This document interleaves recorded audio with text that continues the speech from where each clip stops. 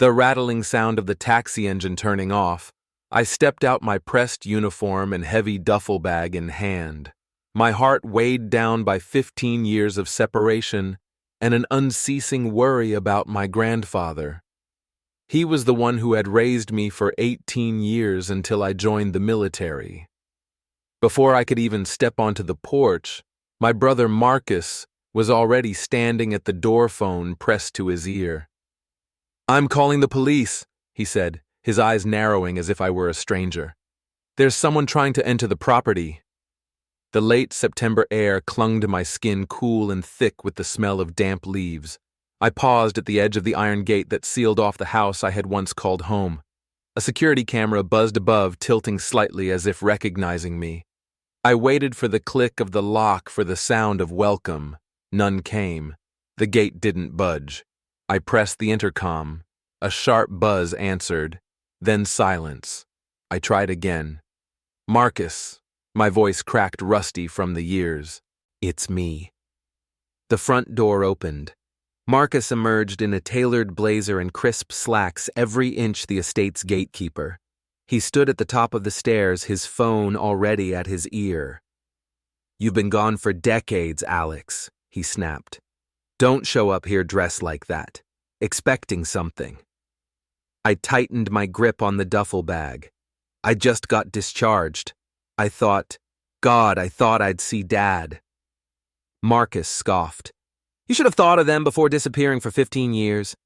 We moved on. You're not in the will. You're not even on the deed." The words hit harder than any combat report I'd ever filed. "I grew up in this house," I said, voice low. "That tree," I pointed to the sycamore that still scraped against the attic window. "I broke my arm climbing it. I bled into the carpet you probably replaced." Marcus's jaw clenched. "You always made everything about you. You think a uniform earns you the right to just show up and expect a hero's welcome." The police cruiser turned onto the street with an agonizing slowness. Blue lights flashing but siren off. My gut twisted. 2 officers stepped out. One older one barely out of academy age. The older one froze slightly when he saw me. "Alex Hale," he asked. "Ma'am, you just got out. Pentagon certified. Lieutenant Colonel Cyber Command." I swallowed. "This is my parents' house." The young officer glanced at Marcus, who folded her arms triumphantly. "This property belongs to Marcus Bennett and Edward Hale. There's no legal record of Alex Hale holding ownership or rights of residence." My mouth opened closed. "Wait, Edward Hale, my father." I blinked hard. "He's still here." Marcus's face remained carved from stone. "He moved in after selling the house we grew up in. This was Grandpa's. I renovated it legally." "I don't care about legal," I whispered. "I care that it was home." The officer cleared his throat. "Ma'am, unless you have identification proving this is your residence, we're going to have to ask you to leave the premises." My hands trembled as I fumbled for my discharge papers, but even I knew they didn't matter here. I took a step back, then another, until my boots met the edge of the sidewalk. I didn't cry when they took my medals. I didn't cry when I coded in a hospital tent in Bahrain, but I cried now because a place that shaped me refused to recognize me. My phone buzzed. I grabbed it with numb fingers. A message from Mom. No name, just, "You should return to base. There's nothing here for you." I let the phone drop. Through the fog of my tears, I looked up past the window where a figure sat in the living room. My father. He didn't move, didn't wave, didn't even glance at me. I slept in my car that night, staring at the dark outline of the home that should have been mine. By morning, a "for sale" sign was already posted on the lawn. I didn't sleep much. My eyes refused to close. Every creak of the wind, every flicker of the porch light, every memory that clung to the silhouette of that house, it kept me locked in place, heart pounding, with the rhythm I hadn't felt since my early deployments. That was supposed to be my safe place, my inheritance, my anchor. Now, it was a battleground. I pulled into a small cafe the next morning, bleary-eyed and bone-tired. Mark was already there, pressed slacks dark blazer, a sharp contrast to my faded uniform, and the exhaustion etched into my face. We hadn't seen each other since undergrad, but he looked at me like no time had passed. That alone almost made me cry. "I saw the listing this morning," he said, without greeting, flipping his tablet toward me. There it was, my home listed under Phoenix Holdings, LLC. Phoenix Holdings. LLC is an equivalent name for Raven Holdings, LLC. I stared at the screen. Phoenix Holdings. He nodded grimly. And here's the kicker. 3 months ago there was a property transfer recorded. Here, he passed over a printout. My name was on the seller line. Except that wasn't my signature. That's forged, I said flatly. A cold pressure building behind my eyes. I've never signed anything related to selling that house. I figured Mark pulled up another document, this one from a local notary. Witnessed and stamped by a guy who was under review last year for falsifying DMV affidavit. I'll subpoena him. I shook my head in disbelief. So they sold their house and now they're laundering through mine. His brows arched. What? I took a breath. 3 months ago they moved out of their house, said it was time for a fresh start. They showed up here. Marcus said it made more sense to consolidate family assets. My parents' mom especially made a big deal about how sentimental the old house was, but I didn't think they meant this house. Mark nodded slowly. They probably used Phoenix Holdings as a buffer to avoid legal exposure. Whoever's behind that company, I bet your brother's husband is involved. My stomach turned. David. Mark looked grim. He works in international logistics, doesn't he? Yes, and they're storing supplies in the basement. I blinked. What? He pointed to a note in his file. City utilities show a spike in energy consumption at the property like something's being refrigerated. But no permit for renovation or commercial usage has been filed. Before I could respond, my phone buzzed. An email from my mother. I didn't want to read it, but I did. Alex, this is not betrayal, it's practicality. You never lived here. We did, and you're never around. Love, Mom. It hit harder than I expected. Like she was justifying theft with maternal indifference. I need access to that house, I murmured. Not just to take it back. I want to know what's inside. Mark hesitated. That could be dangerous, Alex. If they're using the house for something illegal, I'm not walking away. He nodded once. Then we'll start with a forensic document analyst. I'll file for an injunction to freeze the title. And Alex, what you'll need to be careful. People who forge deeds and commit fraud aren't afraid to cross legal lines. The rest of the day passed with intense calls and quiet meetings.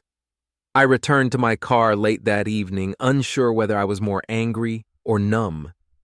I parked down the block, determined to stay close to watch. The air was still warm, sticky, like Virginia hadn't accepted fall yet. I noticed the man standing across the street just after 10:45. He didn't look at me, but he lingered near the corner lamppost. When he left, I thought nothing of it until I saw the slip of paper wedged under my windshield wiper. It wasn't folded, just pressed flat like a warning or a test. If you're the real Alex, meet me at Alley 7:11 p.m., come alone. I stared down the block at the winding path that led behind the old bakery. I had 10 minutes. I didn't hesitate. My neighbor handed me a folded scrap of paper.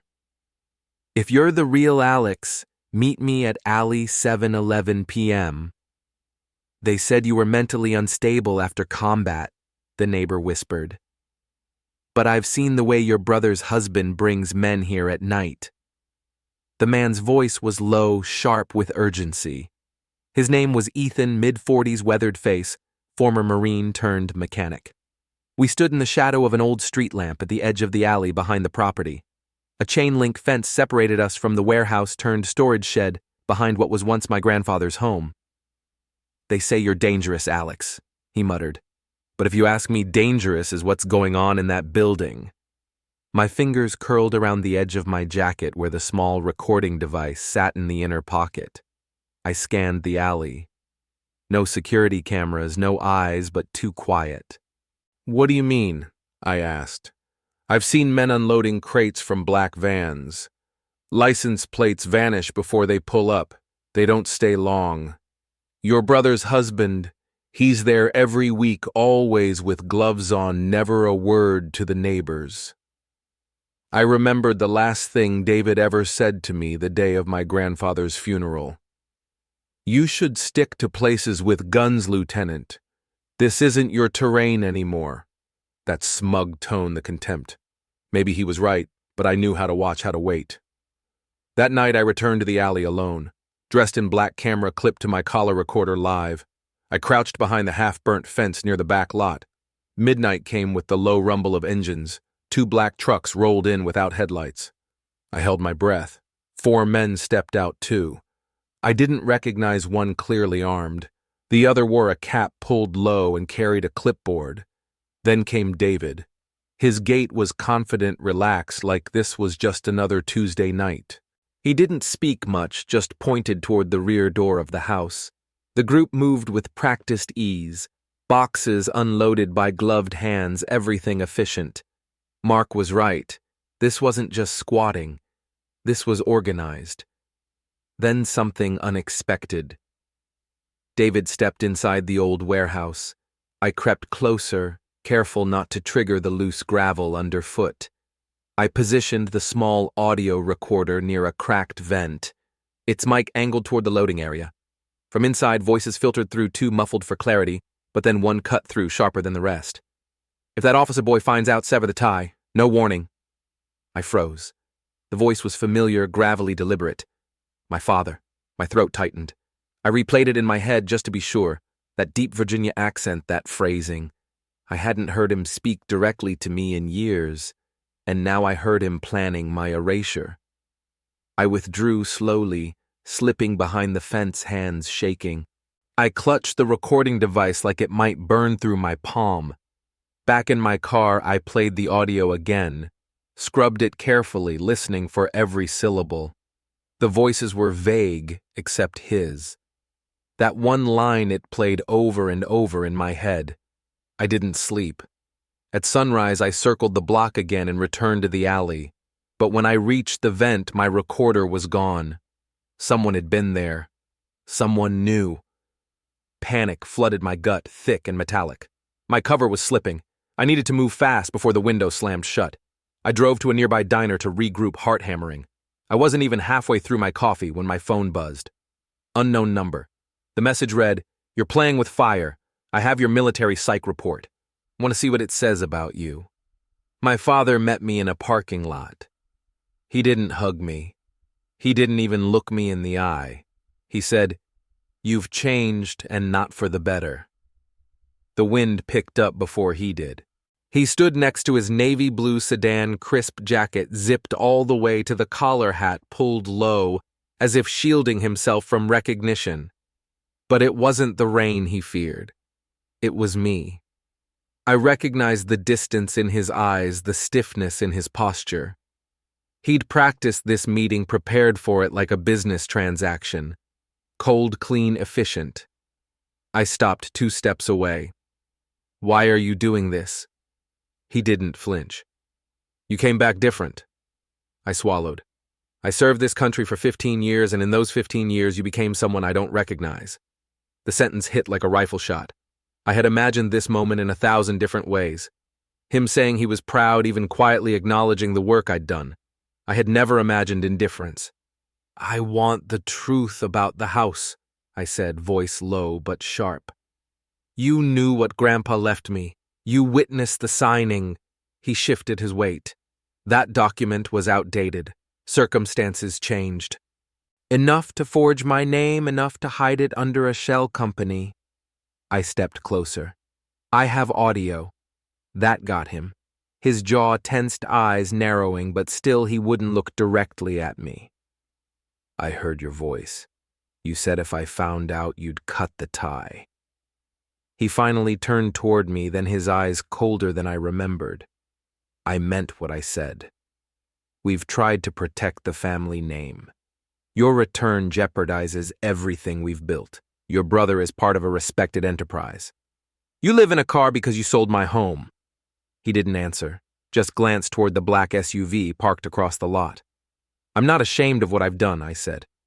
But you are. Of me. That's what this is really about. He stepped back, adjusting his cuffs like brushing off dirt. You're not one of us anymore. The words didn't echo. They landed and stayed. He turned, walked to the SUV, and the driver stepped out to open the door. I recognized the man immediately, the same one who'd helped unload boxes at the warehouse. Bald head, silver watch, always silent. They drove off without another word. I stood alone in the rain. It started as a drizzle, then turned heavier, soaking through my sleeves, my collar, my soul. There was no reconciliation waiting in the story, just truth. And that was colder than anything I'd faced in uniform.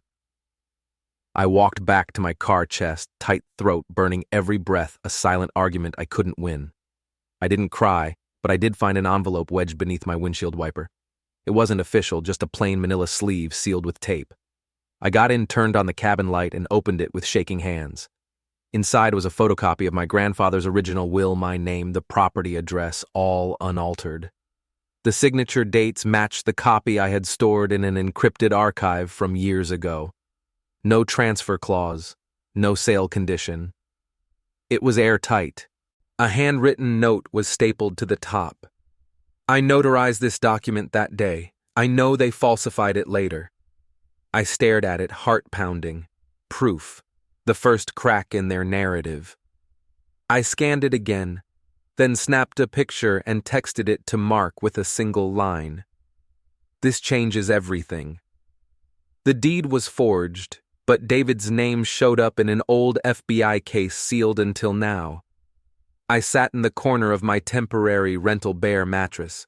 One chair, no curtains, lit only by the blue light of my laptop. Outside, the night wind rattled loose siding.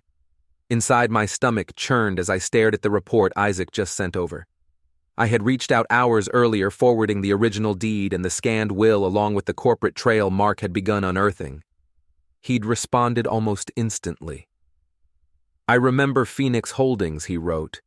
We flagged them as a front company during a 2012 counter-intel probe, laundering false contracting dark money, but we were told to stand down. Case was sealed. Now the name David Keene was staring back at me, listed under consultant logistics in the appendix of that same file. I froze. Marcus had always insisted David saved the family from collapse. He rebuilt Dad's business. Without him, we'd have lost everything. No wonder she protected him so fiercely. But rebuild with what dirty money? I opened the next PDF from Mark transaction records tied to the shell companies leasing the warehouse. She'd traced them to 3 entities, each registered in Nevada under different names, but the money flowed to one destination, Marcus's private account. Over $500,000 transferred in the past 18 months. I clenched my jaw and pulled up the leasing contract, found the name of the property manager. I didn't need to read past the first line. My father's signature, bold and slanted, was right there. Land use supervisor. He had signed off on it, so they were all in it. All 3 of them. I ran a background index on Phoenix Holdings through the private intel portal Isaac still had access to. The tags were damning: classified contractor cover. Suspected financial funnel. Domestic asset misappropriation. Isaac pinged again. You sure you're ready for this? If you move, they'll hit back. I replied without hesitation. I'm not backing off. I'm not just fighting for a house.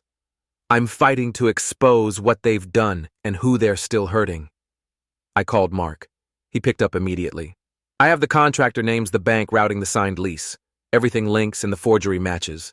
My signature was copied from a tax return in 2017, notarized by a woman who hasn't been licensed since 2020. I already verified. Mark was silent a moment. Then we file fraud, criminal conspiracy, real estate title tampering, possibly federal racketeering if the Phoenix Holdings connection holds. It holds. For the first time since I'd returned, I felt grounded. Not angry, not broken focused. They erased me, I said, but now I found them on paper in crime files, in signatures they forgot to hide. My inbox chimed. A leak. Subject urgent. She's investigating. It was an internal email sent between two Phoenix Holdings addresses. Someone had forwarded it anonymously. She started connecting the dots. Clean house before the 16th. Lock down the CLA accounts. The Hale boys persistent. I read it twice. They knew. They were already trying to erase the trail again. An internal email had leaked. She started connecting the dots. Clean house before the 16th. I stood at the gate again, this time in uniform decorated with honors. But beside me was someone more powerful than Meadows, my lawyer. Mark adjusted the strap of his leather case as we waited at the counter inside Fairfax Town Hall. Sunlight poured through the high windows, but the tension between us and the property office clerk was thick as cement. The clerk tapped her keyboard, eyes darting across the screen. "This deed is active," she said almost too casually. Mark didn't flinch. "That's precisely why we're here. We're filing a petition for immediate injunction on all transfers based on compelling evidence of forgery and fraud." I slid forward the folder. Mark had prepared detailed analysis of the signature inconsistencies, the timeline of the false notary and the suspicious account trails. At the top of the stack sat the verified original deed from my grandfather's will. The woman's eyes widened. She looked at Mark, then at me. "Lieutenant Colonel Hale," I said softly. "Retired. I grew up in that house. By noon we had a stamped confirmation the land office had enacted a temporary hold on all transactions related to the property pending further investigation. It wasn't everything, but it was a start. A line in the sand. The drive to the house felt surreal. This time we didn't park across the street or lurk in shadows. We pulled straight into the driveway. Marcus's Lexus was already there. David's truck, too. Mark adjusted his jacket, pulled out the official envelope with the injunction, and handed it to me. "Let's give it to her together." I rang the bell. Marcus answered, her lips already curled into that polished, performative smile until she saw my uniform. Then she saw Mark. The color drained from her face. "We're here to serve you with a court injunction," Mark said crisply, handing over the envelope. "Effective immediately, any transfer, lease, or modification of the property is suspended. You've been notified." Marcus's hands trembled as she took the papers. "What is this, some kind of joke?" she hissed. David appeared behind her, slow and deliberate. "You really want to go this route, Alex?" he said, voice like gravel soaked in oil. "You don't know who you're fighting." I met his gaze, calm, controlled. "I used to work internal investigations at the Pentagon," I said. "I've seen men like you watch them bluff, threaten, then fold." His eyes narrowed. For a flicker, just a breath, I saw it fear. Not of me, maybe, but of something unraveling. Marcus sputtered. "You can't do this. You're not even the rightful owner." Mark cut in. "That's what we intend to prove in court." David stepped forward. "This is harassment. You're harassing my family." Mark gave him a hard look. "And fraud is a felony." We turned and left. The slam of the door behind us was louder than I expected, like the final act in a play that had gone on too long. In the car, Mark glanced over at me. "They'll hit back, Alex. You ready?" Mark looked at me. "They will strike back. Are you ready?" What they didn't know, I had access to tools they couldn't imagine. Digital forensics, chain of custody metadata, and a few friends who owed me favors. The soft hum of my laptop filled the silent apartment as I leaned over a second monitor, eyes tracing digital breadcrumbs left behind by people who thought they were smarter than the system. The glow of the screen lit the stacks of documents on my kitchen counter, overlapping in an organized chaos only I could decipher. It was nearing midnight. I hadn't slept properly in days, but sleep didn't matter. Not when I was this close. I clicked into the secure Zoom room. Isaac appeared. First, tired eyes, Marine Corps cap still on despite the hour. Then Kayla popped in. She'd always preferred anonymity, a blurred background, and her voice modulated just enough to avoid AI tracing. "I got your packet," Kayla said without preamble. "Encrypted well, but let's see what the liars left behind." I uploaded a zip file of PDF screenshots and one particularly shady wire transfer receipt. Kayla whistled. "Someone's been busy laundering money." "Follow the IP," I said. "That's all I need." She started parsing headers, running scripts, fingers tapping like a symphony of exposure. Meanwhile, Isaac leaned closer to the camera. "I ran that company name you sent, March Solutions. You're not going to like this." He uploaded a redacted report from a Defense Department internal archive. Back in 2016, Marate bid on a supply contract camo gear and radio parts. They submitted forged compliance reports. Case got sealed when someone upstairs pulled strings. "Let me guess," I said flatly. "No conviction, no penalty." "Correct. But guess whose name shows up on the board of directors, David A. Whitmore?" I stared at the name. All this time, Marcus said he was the one who kept the family stable. She never said how. Kayla interrupted. "I isolated a digital signature from that financial transfer you sent. The VPN they used isn't clean. Most amateurs assume they're safe, but there's a DNS leak. That IP traces back to a residential modem in the Fairfax area registered to Marcus Hale." I felt a chill crawl up my spine. So they're funneling money from the house. Exactly. "And get this," Kayla added. "One of the purchase orders routed through Marite's system matches a lot number tied to a surveillance drone batch we flagged years ago during your deployment. You were still in the Gulf then, right?" My mind flashed back. "That case never resolved. Half the gear vanished after audit. Someone covered it." It felt like the ghosts of my past were reaching through the timeline, converging right here, right now. "I want a chain of evidence," I said.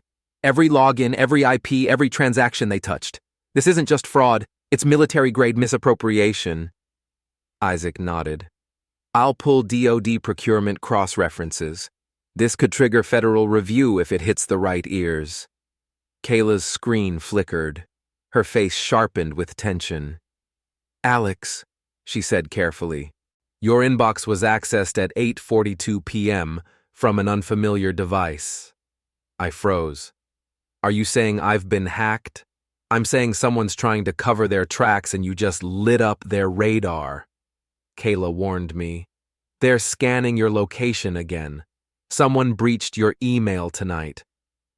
The letter came in a plain envelope. A cease and desist. But I had already mailed my report to the office of the Inspector General. It was thin, too thin to contain the weight of the guilt they carried, but it screamed desperation. The envelope sat on my kitchen table next to a steaming mug of black coffee, its neatly typed return address sterile and smug. Phoenix Holdings Legal Affairs. I didn't even bother opening it. Instead, I turned back to the envelope I had dropped off yesterday morning. Priority mail certified, signed upon delivery. Inside were copies of bank transfers, falsified deeds, metadata chains, audio transcripts, and a sworn affidavit detailing how my identity had been used to secure access to restricted contracts. Each page was numbered, watermarked, and bound together by the one thing none of them had counted on a soldier who knew how to build a case from the ground up. The Office of the Inspector General for the Department of Defense didn't move quickly, but when it moved, it thundered. Later that evening, I received the automated reply. "Your report has been received and assigned a preliminary review officer. Follow-up will be communicated via secure channel." I read the line 3 times, letting it settle into the marrow of my bones. No longer whispers and shadows. No longer secrets between family members. This was now federal. Mark called as I finished scanning the reply. "They'll want a full comparison of Marcus's known income versus incoming wires. Can you get that from Kayla?" "I already asked her," I said. "She's pulling last year's IRS statements and cross-referencing them with flagged transfers from shell companies. We'll need a subpoena eventually." "Let me worry about that," Mark replied. Just make sure nothing happens to you in the meantime." I smiled grimly. They'd have to try harder than an envelope. But elsewhere, someone was unraveling. I didn't hear it firsthand, but I later found out from Mark, who heard it from a courthouse clerk who had lunch with someone at the zoning office. Marcus had lost it. Apparently, she found out about the federal submission within hours. Whether it was the bank's compliance alert or a panicked call from David, she knew I'd gone over their heads, and she didn't take it well. By noon, Marcus had shown up at Mark's office unannounced, uninvited, and unhinged. "You think this is going to help him?" she'd hissed. "He's going to drag us all down, including his own father." Mark remained calm, professional. He handed her a copy of the cease and desist letter I had received and said quietly, "You might want to advise your counsel that intimidation of a federal whistleblower is a felony." Marcus stormed out, but not before throwing one final threat over her shoulder. "This isn't over." No, I thought, sitting in my apartment watching the rain bead against the window. It wasn't over. It was just beginning. That night, Mark came over with 2 folders bank summaries from Marcus and David. The figures were staggering. Marcus's declared salary as a nonprofit coordinator didn't come close to matching the deposits. And David, there were 3 transfers from a shell account linked to March Solutions, all deposited the same week the forged deed was processed. I stared at the numbers, shaking my head. "They moved fast," I said. "They had a timeline. This wasn't desperation, it was coordinated." "They underestimated you," Mark said. I looked at him, calm but resolute. "They always have." The phone buzzed a voicemail from an unknown number. I played it on speaker. It was Marcus, her voice shaky, uneven. "Alex, please let's meet. Just talk. This doesn't have to go further. We're still family." I ended the message before it finished. "I'm not here to talk," I told Mark. "I'm here to shut them down." A new number appeared on my phone. My mother's. Her voice was weak but resolute. "Alex, son, I have something for you. I knew everything. Your grandfather, he didn't just die. They forged the will, they're doing terrible things. I've been trying to collect evidence in the shadows. I'm scared, but I can't let them destroy you." Margaret sent me an encrypted USB containing recorded conversations, images of documents, and a log of Edward and Marcus's unusual activities. These were the proofs my mother had secretly collected for years. I realized my mother wasn't as weak as I thought. She had been silently fighting. Marcus then whispered to our mother, "If Alex blows this open, he'll be the first to go to prison." Marcus deleted me from the family tree. I added her name to a federal inquiry. The elevator hummed as it climbed toward the 7th floor of the U.S. Attorney's office in Arlington. I stood beside Mark, my reflection barely recognizable in the brushed metal doors. Not because of my clothes, I was still in a muted blazer and slacks, but because of what I was carrying inside. For once, it wasn't a uniform or a badge. It was knowledge leverage evidence. We were led to a glass-walled conference room by a stone-faced paralegal. Inside, the federal prosecutor was already waiting Matthew Cruz, assistant U.S. attorney for Northern Virginia. His handshake was firm, but not performative. His eyes didn't flinch when Mark set down the bulging folder of documents. "Mr. Hale," he began, "thank you for coming. We've reviewed the material submitted to the Office of the Inspector General. We believe a formal criminal inquiry is warranted." Hearing it aloud gave the whole thing new weight. The forged deeds, the bank transfers, the surveillance footage, and most damning of all, the fraudulent contracts tied to Phoenix Holdings and Meritech, both traced back to Marcus and David. I spoke carefully, controlling my breathing like I had in hundreds of interrogations before. They used my discharge credentials to gain access to federal bidding processes. They used my grandfather's house as a discrete waypoint. They never imagined someone would come back to check, Mark added.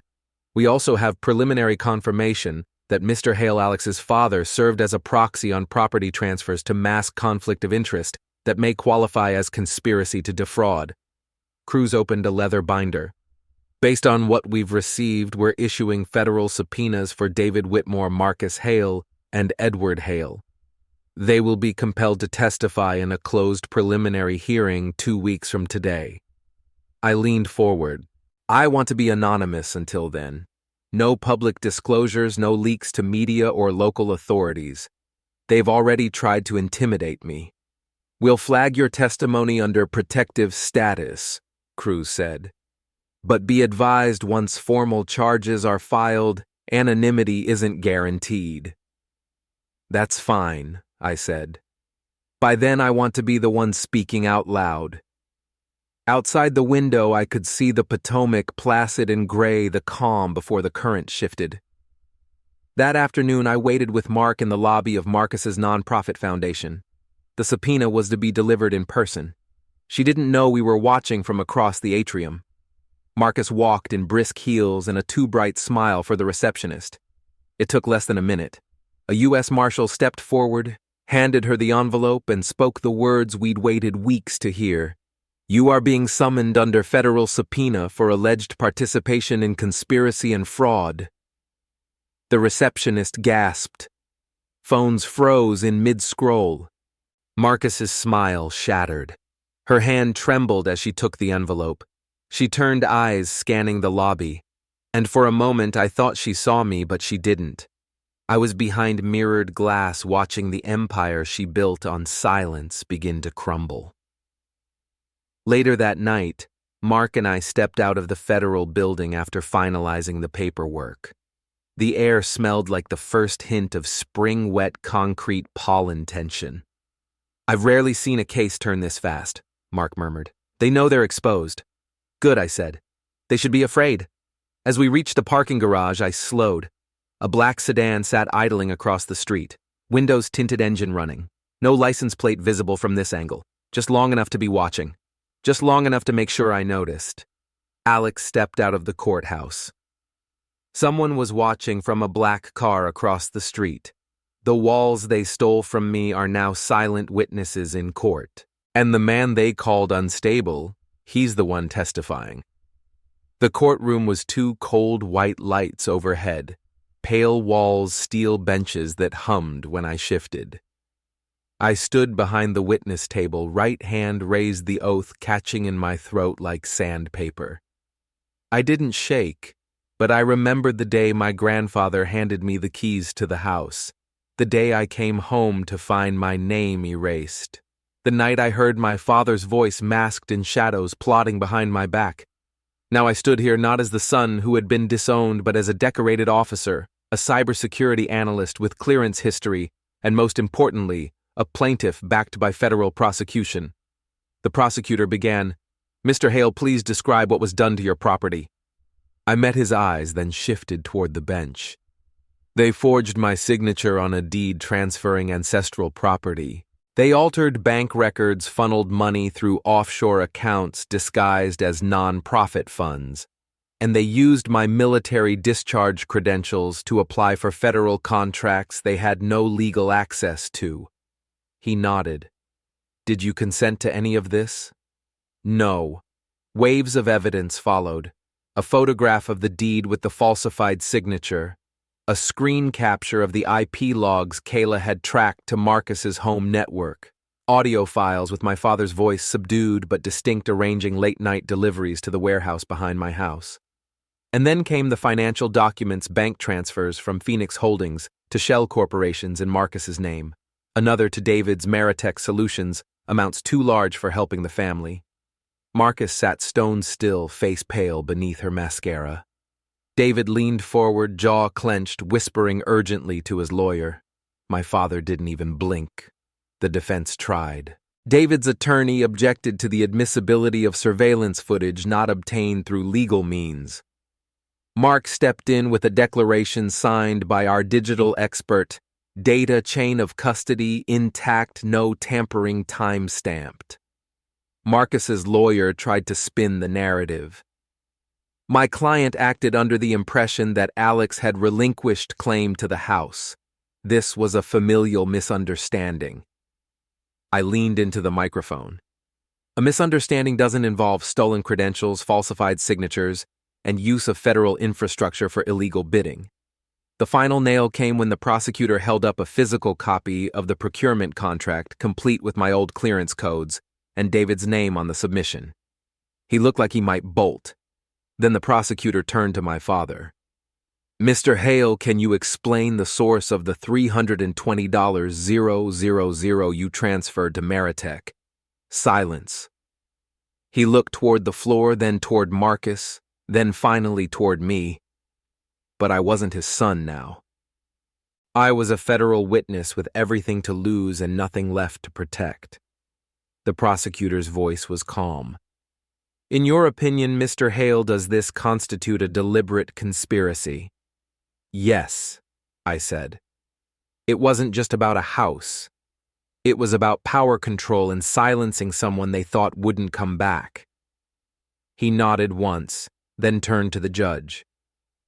"In closing, Your Honor, the defendants did not simply defraud a veteran. They undermined the integrity of public trust, used federal systems for personal gain, and orchestrated a coordinated attempt to erase accountability. These are not family disputes. These are federal crimes." The courtroom exhaled. Somewhere behind me, pens scribbled on notepads, reporters finally allowed to witness the case.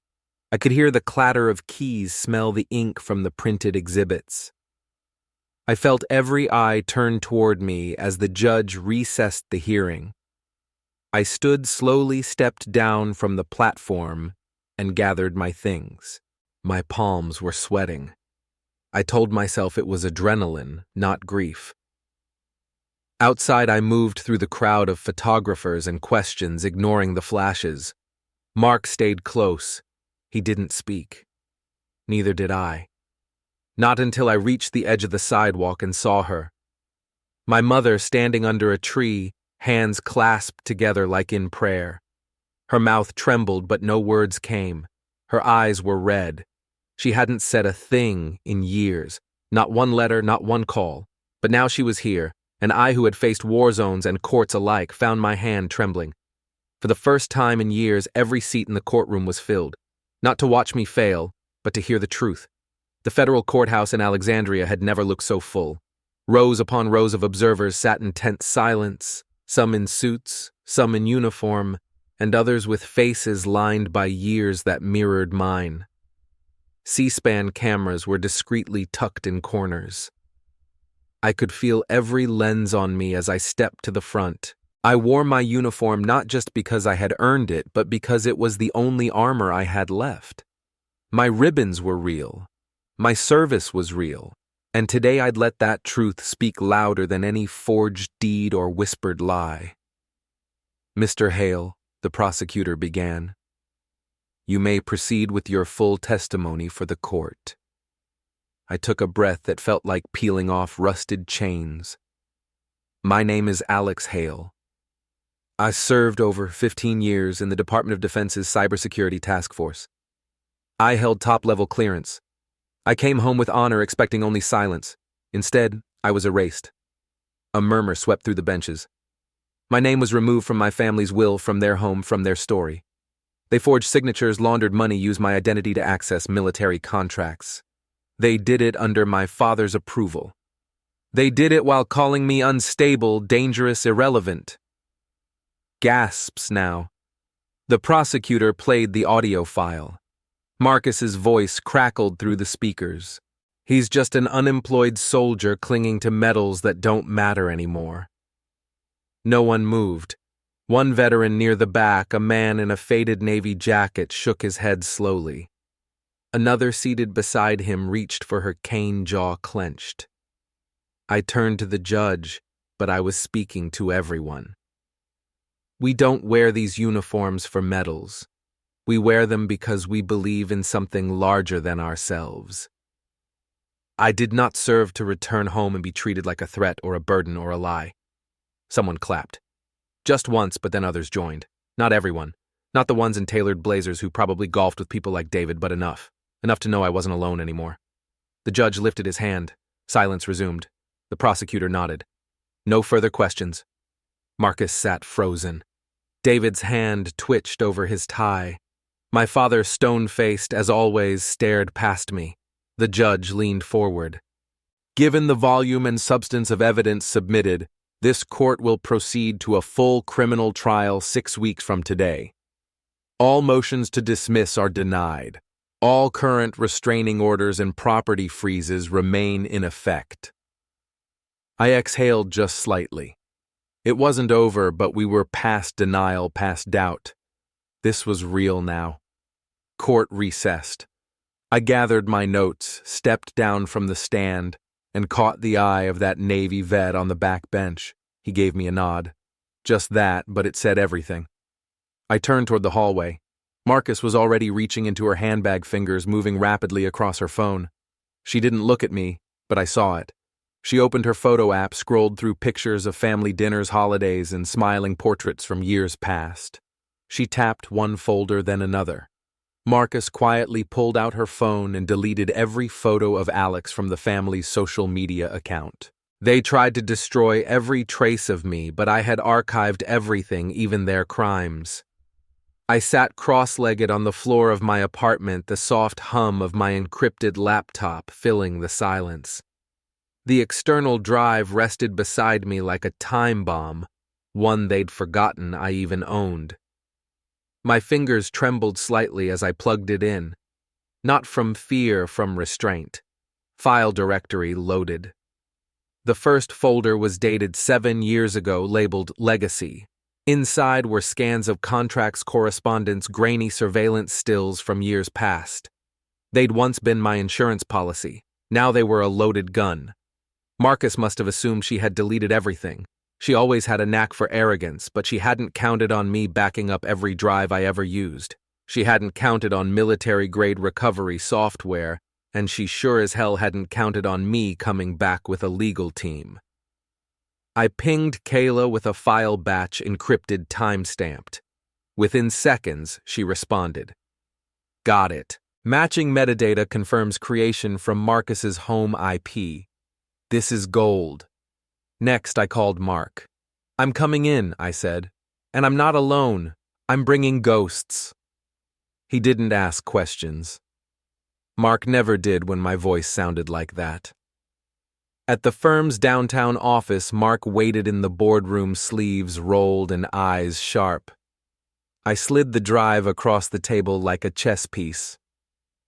Contracts processed through shell vendors, I said, opening the file. All routed through Meritech and Phoenix Holdings. Look, this one's a falsified procurement agreement for drone parts. Same model we used to inspect in Kuwait. Mark's brows furrowed. You're telling me they reused defense documents to mask fake orders? Not just reused, modified. Then ran payment cycles through dummy vendors using addresses that match my father's listings from the 90s. They resurrected his old businesses on paper. Marcus managed the routing. David did the laundering. My name was to legitimize it. He opened his laptop and uploaded the files into our official court submission. I'll add these to the affidavit. The court will want a certified backup. No problem, I said, pulling out a second drive. I have 3. A notification pinged. Kayla again. FYI, David tried to scrub his metadata trail 2 days ago, but he didn't know we had the backup from your last OS scan. He's cooked. I forwarded the message to Mark, who let out a dry chuckle. Marcus and David thought deleting files would save them. They underestimated a man trained to extract secrets from nation-states. I watched him file the documents into the federal repository. One by one, every forged receipt, every IP record, every manipulated digital signature was now admissible. But the moment that made me freeze wasn't technical, it was personal. One folder deep inside the archive, untouched, titled Hale Family Originals. My heart skipped. I clicked. Among receipts and email logs, a video loaded, grainy but clear. It was my grandfather in his study the day he signed the original will, his voice unshaken. This house goes to Alex. He's the one who never left, not in spirit. I trust him to keep it safe. The document was visible on the desk, unaltered, signed, dated the same one I had shown Mark weeks ago, but now with a recorded confirmation. We both stared at the screen. "That's your hammer," Mark whispered. I nodded. Time to swing. Just then my phone buzzed. An anonymous number. I almost ignored it. Then I saw the subject line. Internal email forwarded copy. I opened it. From undisclosed Ravenna.net to redacted. Subject urgent message. If Alex opens his mouth, we don't just lose assets. We lose our freedom. We need to move fast before the hearing date changes. I passed the phone to Mark. "They're panicking," he said, reading. "Let them," I replied. His phone buzzed next. He answered and listened in silence, eyes narrowing. "Understood. We'll prepare accordingly." He hung up, looked me dead in the eyes. That was the federal prosecutor's office. "Based on this new evidence and risk of flight, they're pushing the trial forward." I leaned back in the chair, adrenaline humming through my limbs. It was happening. The timeline was collapsing in our favor. The cliff edge we'd been dancing along had just shifted beneath their feet, and this time I wasn't the one about to fall. Mark received word from the prosecutor's office the trial might be pushed up due to flight risk. They had their secrets, their manipulation, and each other. But I had something more dangerous, the truth, under oath. David Hale walked out of the Phoenix Holdings headquarters for the last time under a swarm of flashing cameras. The press release had gone out just minutes before. Due to pending federal investigation, David Hale has been placed on indefinite leave pending internal review. The company had cut him loose the second the indictment list leaked to media contacts. No one wanted their name tied to federal conspiracy. At the same time, Marcus Hale was across town in a lawyer's office that smelled like old mahogany and desperation. She was alone. Her posture wasn't sharp anymore. Her voice cracked as she tried to frame her statement. "I was manipulated by my husband and father," she told the assistant district attorney. "I didn't know the details. I was following family orders. It was a gamble and a cheap one, but desperation makes people throw each other under the bus faster than the ink dries on a subpoena." Back at Mark's office, I watched footage unfold on the news. David's stoic face surrounded by bodyguards, Marcus ducking under her coat at the courthouse steps. But the one that made me pause was the image of my father. He was standing inside what used to be the family home, his hands trembling as he shouted into a phone. The video taken by a local reporter captured him slamming his fist against a glass coffee table, shattering it into jagged pieces. The clip played over and over. "Family patriarch loses composure amid scandal," the chyron read. "Public narratives turning," Mark said, not looking up from the stack of documents. "I know," I murmured. "They're unraveling faster than I expected." My phone buzzed. A courier message. I opened the envelope and found a handwritten letter. The stationery was delicate, slightly yellowed at the edges. The handwriting was careful and old-fashioned. "Alex, I've watched from the sidelines far too long. Your mother and I were close once. I knew about the house. I knew your name was on the will. I also knew she let them change it. I'm sorry I didn't speak up sooner. Margaret Lewis." Margaret had been a friend of my mother's, one of those women who hosted brunches, who always asked how I was doing but never really listened. And yet now here she was, reaching across years of silence to say, "I knew and I stayed quiet and I regret it." I folded the letter slowly. "Truth has a strange way of surfacing," I said, placing it beside the growing pile of evidence. That evening, the federal courthouse held another closed session. This time, the judge was ready.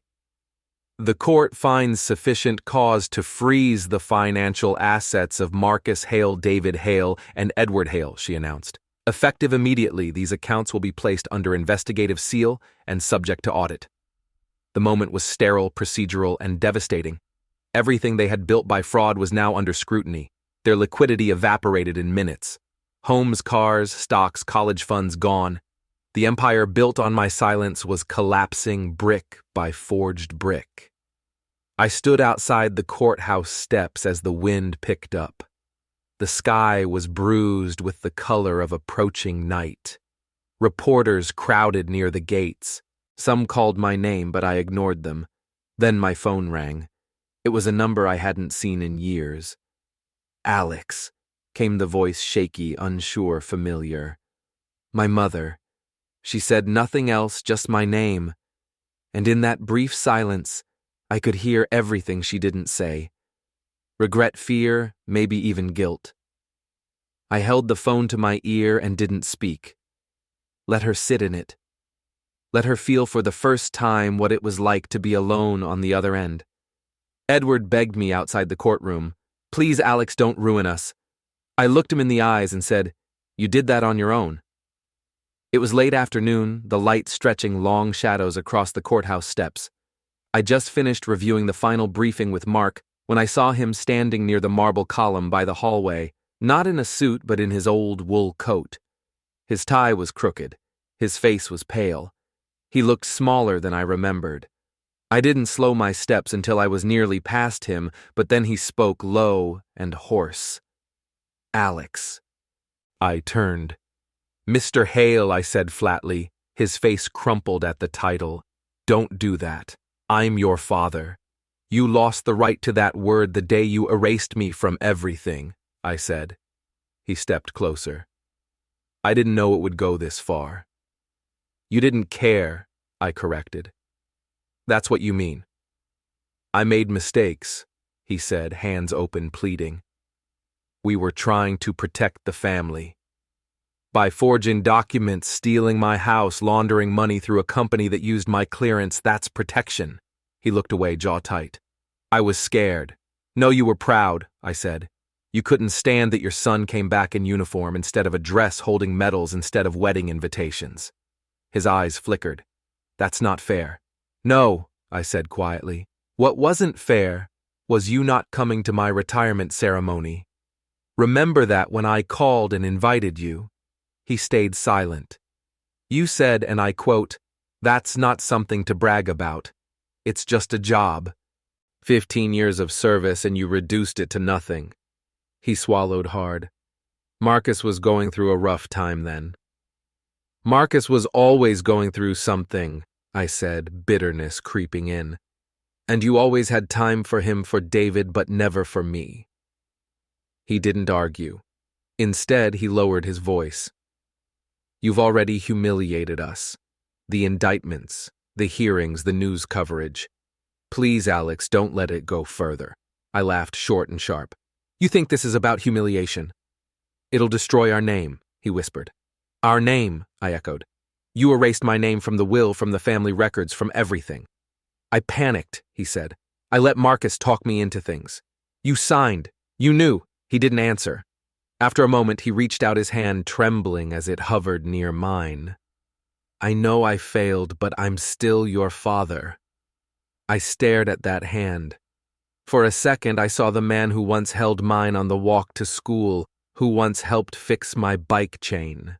But then I remembered the empty seat at my officer commissioning the silence after my deployments. The house I came home to only to be thrown out like a stranger. I didn't take his hand. Behind him I saw her, my mother, standing near the edge of the colonnade. She hadn't approached, but she watched. Her arms were folded tight across her chest, her eyes rimmed red. "I don't hate you," I told him. "But I can't forgive you on behalf of justice." He flinched. "And justice," I said, "is coming whether you ask for mercy or not." He turned away, then shoulders hunched. I walked past him without looking back. As I reached the bottom of the steps, I felt someone beside me, my mother. She didn't meet my eyes, but her voice broke the silence. "If I had made different choices, maybe you wouldn't hurt this much." I looked at her for a long second, then kept walking. They took everything. But I walked out that courtroom with my name, my honor, and justice on my side. The courtroom was quieter than I expected. For all the weeks of hearings, motions, and cross-examinations, today felt still final. There was no shouting, no dramatics, just the gavel, the judge's even tone, and the weight of consequences being carved into history. I sat beside Mark, our shoulders barely touching. Across the aisle were Marcus, David, and my father lined up in a row like defendants in a photo I never imagined I'd see. Marcus's face was pale, jaw-locked. David's eyes flicked around nervously. My father looked old, not from age but from erosion, the slow crumbling of arrogance under truth. The judge's voice echoed. Marcus Hale, 6 years in federal custody. David Caldwell, 8 years. Edward Hale, 10 years with no parole. A sharp intake of breath rippled through the courtroom. Then silence again. No cheers, no applause. I didn't smile. I just nodded once to Mark, who closed his folder and placed a hand gently over mine. It wasn't victory I felt. It was completion. Outside, the press swarmed. But the first people I saw were the veterans. Men and women in faded uniforms, some leaning on canes or wheelchairs, others with ribbons pinned proudly to worn jackets. One of them, a man with a prosthetic leg and soft, steady eyes, stepped forward and extended his hand. Colonel Hale, he said. I shook it. We're not forgotten, I told him. He nodded. Not while people like you are still standing. Flashes from the cameras lit up my peripheral vision. A reporter shouted, Do you hate them now after all this? I looked toward the sky for a moment. The sun had broken through the morning fog. Warmth touched my face. I don't carry hate, I said. I carry clarity. I walked down the steps slowly, Mark beside me. Isaac was waiting by the car, and Kayla sent a thumbs up from across the lot. They were more than allies. They were the family I chose. I didn't return to the house. I didn't need it anymore. What I wanted was never brick and wood. It was the right to belong to my own story. Weeks later, I stood inside the Defense Service Library, staring at the wall of dedication. It was made of dark granite etched with names of those who had contributed to national security in extraordinary ways. I had walked past it once as a young cadet whispering promises under my breath. Back then, it felt like a monument for others untouchable. But now, there it was. Colonel Alex Hale, Cyber Command OIA 2000 to 2023. Valor, service, integrity. No family portrait ever meant as much. No inheritance ever compared. As I stood there, my reflection blurry in the polished stone, I felt tears sting my eyes. But I didn't cry. I stood tall. In the Defense Service Library, my name was etched onto the wall of dedication. I stood before it, eyes misted, but calm. They stripped him of his name, his home, and his dignity, believing no one would ever believe a so-called broken soldier. But in the end, it was their lies that unraveled under oath and his truth that stood unshaken. Justice doesn't arrive in noise or vengeance. It arrives in the quiet courage of someone who refuses to stay erased. When injustice is met with unwavering courage, the final verdict can echo through a lifetime. Some battles are fought in silence in courtrooms and in the hearts of those who have been betrayed. And sometimes the quietest warrior is the one who wins the loudest.